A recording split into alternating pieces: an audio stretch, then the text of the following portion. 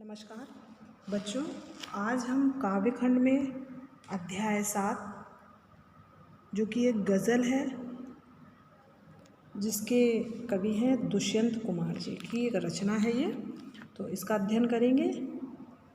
पहले हम कवि का परिचय, फिर पाठ की रूपरेखा, तदुपरांत काव्यांश के अर्थ में संदर्भ प्रसंग बताते हुए व्याख्या को करेंगे और काव्य सौंदर्य को समझाएंगे आपको। तो चलते हैं पाठ की ओर।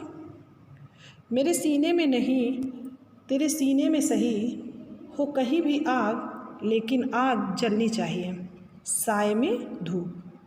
जो रचना है आपके पाठ्यक्रम में वो दुष्यंत जी की का संग्रह है साए में धूप, उसी से ये गज़ल ली गई है, वो गज़ल संग्रह ही है। तो चलते हैं कवि के परिचय की ओर।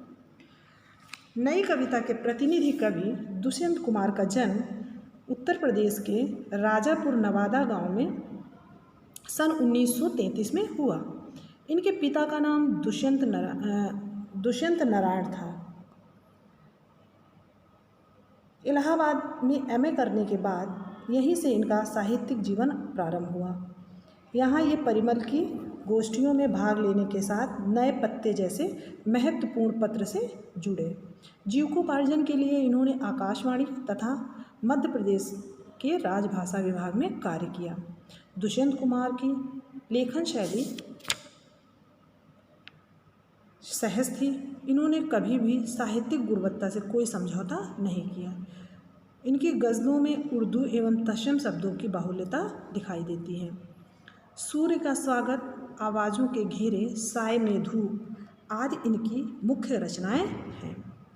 एक कंठ विस्मयी प्रमुख गीत नाट्य है। आंगन में एक वृक्ष, छोटे छोटे सवाल, दोहरी जिंदगी इनके प्रमुख उपन्यास हैं। सन 1975 में भोपाल में इनका निधन हो गया। तो ये दुष्यंत जी का परिचय था। अब हम पाठ की रूपरेखा की ओर चलते हैं। तो ये दुष्यंत कुमार द्वारा रचित गज़ल है। इसमें कवि ने समाज की दुर्व्यवस्था पर प्रकाश डाला है। कवि देश व समाज की जो दुर्व्यवस्था है उसके प्रति कैसा चिंतित है, क्योंकि जिन लोगों पर जन कल्याण का दायित्व है वही लोग भ्रष्टाचार में लिप्त हैं। राजनीतिक व्यवस्था में के कुशासन के कारण जन सामान्य को कष्ट पहुंचता है। कवि ने उन लोगों का भी यहाँ पे वर्णन किया है, उन लोगों पर कटाक्ष किया है जो संघर्ष करने से पहले ही अपनी हार स्वीकार कर लेते हैं। मतलब कि उन्होंने कुछ शुरू ही नहीं किया और अपने को हारा हुआ मानने लेते हैं।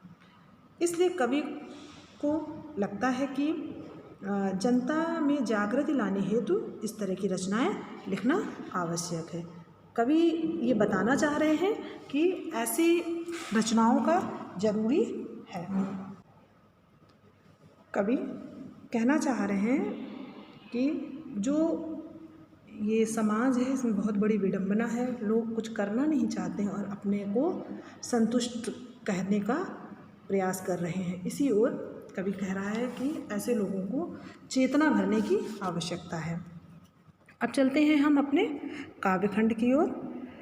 तो काव्यखंड का पहले हम वाचन करेंगे, इसके बाद उसका शब्दार्थ या बताएंगे आपको, फिर संदर्भ, प्रसंग और भावार्थ। तो चलते हैं साए में धूप।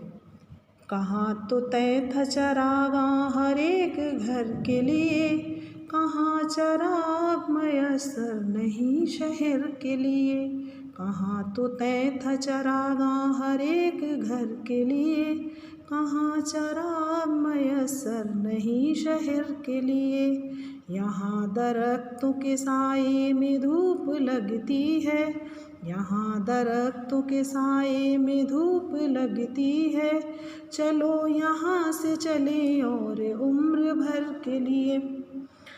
तो शब्दार्थ में आते हैं। तय माने होता है निश्चित, चरागा चिराग, मयस्सर उपलब्ध, दरख्त माने पेड़, साए छाँव या छाया। हम चलते हैं संदर्भ की ओर। प्रस्तुत काव्यांश हमारी पाठ्यपुस्तक आरोह भाग 1 से लिया गया है या उसमें संकलित है। यह गज़ल दुष्यंत कुमार के गज़ल संग्रह साए में धूप से लिया गया है। तो संदर्भ तो आगे यथावत रहेगा, परंतु प्रसंग प्रत्येक खंड के अनुसार बदलता रहेगा। प्रसंग: कवि देश व समाज की दुर्व्यवस्था को देखकर निराश है। प्रस्तुत पंक्तियों के माध्यम से वह इस निराश भाव एवं दुख को प्रकट करते हुए अपने विचार प्रस्तुत करता है। चलते हैं हम व्याख्या के ओर। प्रस्तुत काव्य पंक्तियों में कहा गया है कि स्वतंत्रता के लिए सभी ने एक सपना देखा था कि अब यहाँ के प्रत्येक घर में रोशनी होगी, दीपकों की माला जलेगी, अर्थात ढेर सारी खुशियाँ मिलेंगी। किंतु वास्तविक स्थिति इसके बहुत ही विपरीत है। प्रत्येक घर की बात तो दूर, यहाँ तो पूरे शहर के लिए भी एक दीपक या प्रकाश उपलब्ध नहीं हो पाया। सभी जगह अंधेरा ही अंधेरा व्याप्त है, अर्थात सामाजिक व्यवस्था अत्यंत निराशाजनक स्थिति में है, जहाँ लोगों को खुशी प्राप्त करने के लिए कोई अवसर नहीं है। यहाँ पर लोग अब खुश नहीं रह पा रहे हैं। ऐसी व्यवस्था वाले समाज में कहीं भी सुख चैन नहीं है। यहाँ के वृक्षों के नीचे भी छाँव की अनुभूति नहीं होती है, बल्कि वहाँ भी धूप ही लगती है। अर्थात जिस व्यवस्था में, जिनके आश्रय में लोगों को सुख शांति का अनुभव होना चाहिए, वहाँ भी इसकी प्राप्ति नहीं होती है। चारों तरफ अव्यवस्था तथा भ्रष्टाचार का वातावरण फैला हुआ है।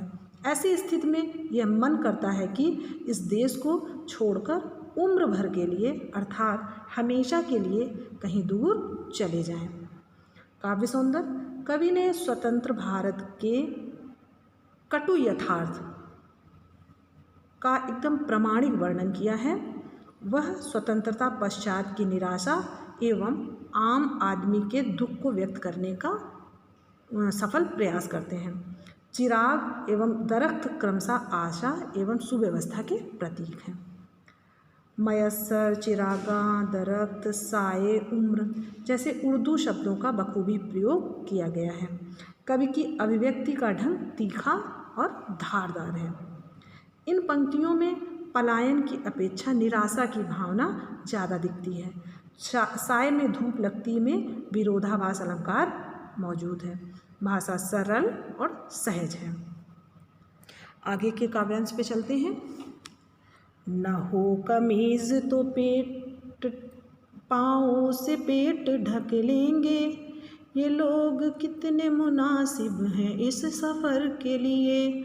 न हो कमीज तो पाँव से पेट ढक लेंगे, ये लोग कितने मुनासिब हैं इस सफ़र के लिए। खुदा नहीं न सही आदमी का ख्वाब सही, खुदा नहीं न सही आदमी का ख्वाब सही, कोई हंसी नज़ारा तो है नज़र के लिए। अर्थात मुनासिब माने योग्य, ख्वाब सपना, हसीन अत्यंत सुंदर, नज़ारा दृश्य। तो संदर्भ पूर्वत रहेगा। प्रसंग: प्रस्तुत पंक्तियों में राजनीति एवं समाज में मौजूद व्यवस्थाओं को समाप्त करने तथा विकल्प की तलाश को मान्यता देने का भाव प्रदर्शित होता है। व्याख्या पे आते हैं। प्रस्तुत पंक्तियों में कवि ये कहना चाहते हैं या कह रहे हैं कि भारत के लोग कभी अपने अभावों का रोना नहीं रोते। यदि उन्हें पहनने के लिए कमीज़ न मिले तो वे अपने अधिकारों के लिए संघर्ष नहीं करते, बल्कि अपने पाँवों को सिकोड़कर अपने पेट को ढकने का प्रयास करते हैं। उनमें विरोध एवं संघर्ष की भावना मर चुकी है। देश के शासकों के लिए ऐसे उदासीन और संतोषी जीव बहुत ही अनुकूल हैं। इन्हीं के कारण कुशासन की सत्ता बड़े आराम से चलती है। ये भारतीय लोग भगवान को भी इसीलिए मानते हैं ताकि उनके सामने अपना बुरा समय गुजारने के लिए कोई मनमोहक नज़ारा देखते रहें। उनका इष्ट या भगवान भी सच नहीं है, यह केवल उनके सपनों का संसार है, जिसके सहारे वे अपना समय व्यतीत करना चाहते हैं, अपने यथार्थ से मुंह मोड़ना चाहते हैं। काव्य सौंदर्य, कवि ने भारतवासियों की दबी कुचली असक्त आवाज़ पर कटाक्ष किया है। यहाँ की धार्मिकता यथार्थ से मुंह चुराने का एक साधन भर है। इस यथार्थ का मानसिक विश्लेषण किया गया है। पाँव से पेट ढकने का अत्यंत मार्मिक विन मनोहारी बन पड़ा है। दुष्यंत कुमार की गज़ल में लेखन कला का सुंदर उदाहरण प्रस्तुत हुआ है। छोटे छोटे प्रचलित शब्दों का स्वाभाविक एवं बखूबी प्रयोग हुआ है। चलते हैं तीसरे खंड के ओर। वे मुतमईन है कि पत्थर पिघल नहीं सकता, वे मुतमईन है कि पत्थर पिघल नहीं सकता, मैं बेकरार हूँ आवाज़ में असर के लिए, तेरा निज़ाम है सिलदे ज़ुबान शायर की, तेरा निज़ाम है सिलदे ज़ुबान शायर की, ये एहतियात ज़रूरी है इस बहर के लिए, जिए तो अपने बागीचे में गुलमोहर के तले, जिए तो अपने बगीचे में गुलमोहर के तले, मरे तो गैर की गलियों में गुलमोहर के लिए। अर्थात शब्दार्थ मुतमईन अस्वस्थ, बेकार, बेचैन, बेकरार जो बेचैन व्याकुल होना, निज़ाम माने शासन, ज़ुबान माने आवाज़, एहतियात माने सावधानी, गुलमोहर एक प्रकार का फूलदार पेड़, गलियों रास्ते। प्रसंग संदर्भ जैसे पूर्वत रहेगा। प्रसंग प्रस्तुत पंक्ति में कवि ने निराशा से पूर्ण जनता को जागृत करने का प्रयास किया है। यह निष्क्रिय समाज व हताशा जनता में स्फूर्ति, उत्साह एवं आशा का संचार करना चाहते हैं।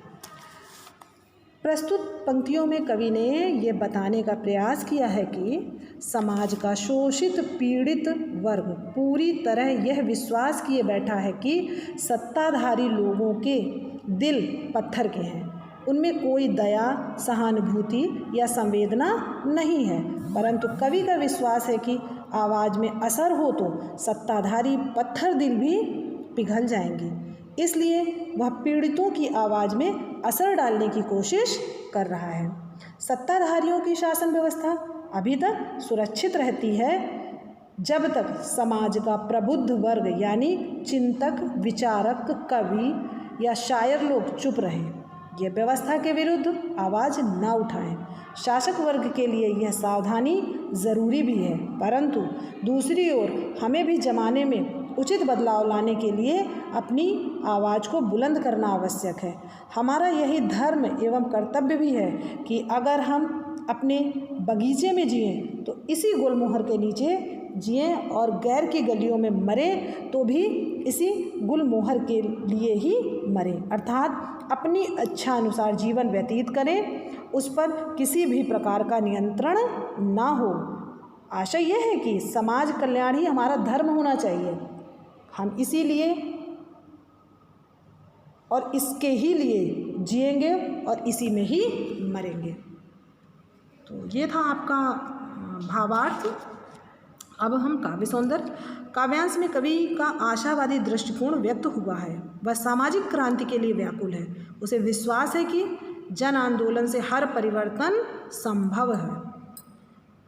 गज़ल की प्रकृति के अनुसार उर्दू शब्दों का प्रचुर मात्रा में प्रयोग हुआ है। मैं और तू की शैली भी बहुत आकर्षक, प्रभावशाली है। गुलमोहर प्रतीक का प्रभावी प्रयोग हुआ है। पत्थर पिघल और गैर की गलियों में गुलमोहर में अनुप्रास अलंकार की छटा बिंबित हो रही है। भाषा में प्रवाह है और ओज का गुण परिपूर्ण मात्रा में दिख रहा है। तो ये था आपका पाठ। आशा है कि आपको समझ आएगा। धन्यवाद।